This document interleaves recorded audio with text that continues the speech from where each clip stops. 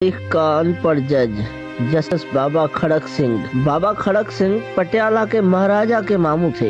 एक लंबी चौड़ी जागीर के मालिक थे। जागीरदारी इंसानियत से उकता कर एक दिन भांजे से कहा, तेरे शहर में सेशन जज की कुर्सी खाली है, तू लाड साहब के नाम चिट्ठी लिख और मैं सेशन जज का परवाना ले आता हूँ।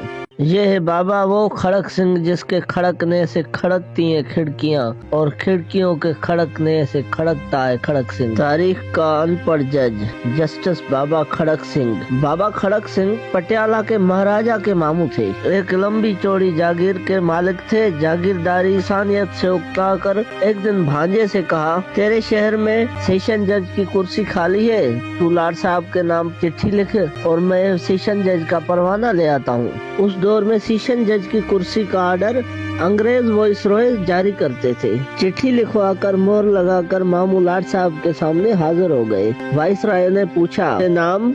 बोले खड़क सिंह। बोले तालीम?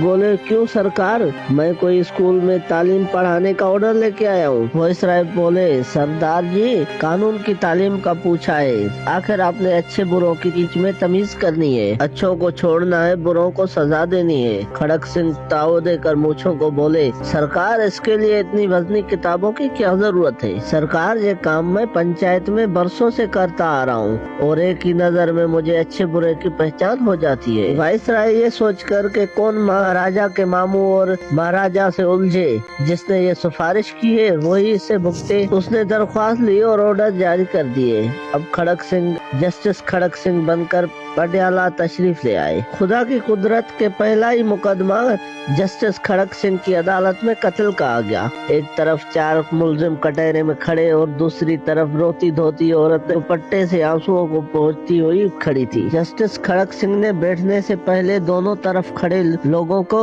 अच्छी तरह से देख लिया। इतने में पुलिस ऑफिसर वहां आया और उसने टेबल पर कागज रखे और पुलिस ऑफिसर बोला, माय लॉर्ड, ये औरत क्रांतिकार है और ये बोलती है कि इसके आंखों के सामने इन चारों ने इसके शोहर का कत्ल कर दिया। क्यों माई? जस्टिस खड़क सिंह ने पुलिस ऑफिसर की बात पूरी बिना सुनी और औरत से पूछने लगा। औरत बोली, सरकार, जो बीच में खड़ा है इसके हाथ में बर्छा था, दरमियान वाला कस्सी लेकर आया था और बाकी दोनों के हाथों में लाठियां थी। ये अचानक कमाद की ओर से निकले और मारा मारी शुरू कर दी और इन जालमों ने मेरे सर के ताज को मार दिया। खड़क सिंह ने मूंछों को ताव दिया और कहा, हाय बज्जी, बताओ तुम लोगों ने बंदा मार दिया? ना जी ना, मेरे हाथ में न बेलचा था न ही काई, एक मुलजिम ने जवाब दिया। दूसरा मुलजिम बोला, जनाब मेरे हाथ में बर्छा नहीं था, एक छोटी के आगे दरांटी बंधी थी कि दरख्त से टहनियां काटने वाली। जस्टिस खड़क सिंह बोले, चलो जो भी था तुम्हारे हाथ में, लेकिन वो बंदा तो मर गया ना। पर जनाब हमारा मकसद उसे मारना नहीं था, न ही जख्मी करना था। तीसरा मुलजिम बोला। जस्टिस खड़क सिंह ने कागजों का पलंदा अपने आगे किया और फैसला लिखने ही वाले थे कि अदालत की एक कुर्सी से काले कोट वाला उठा और सामने आया और कहने लगा, माय लॉर्ड, पूरी तफसील तो सुने।